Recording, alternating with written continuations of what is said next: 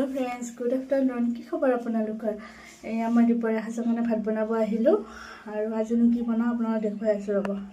মই দালিখিনি এনেকৈ ধুই কেনে কুকাৰত বহাই দিলো ইয়াত তিনিটা জলকীয়া কাটি দিলো আৰু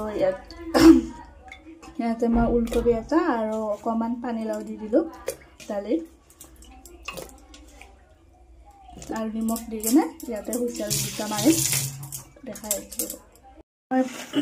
ভাজিখিনি এনেকৈ কাটি ললো এয়া লেচেৰা আৰু আলু আৰু পিয়াজ জলকীয়া এনেকৈ কাটি ললো আৰু এফালে মই তেল বহাই দিছো ইয়াতে মই শাক ভাজিছিলো সেইকাৰণে এনেকৈ কেৰাহীটো কলা দেখা হৈছে এতিয়া মই ভাজিখিনি বহাই দিম ৰব এইফালে মই ভাজিখিনি বহাই দিলো এতিয়া মই ঢাকনখন লগাই দিম আৰু গেছটো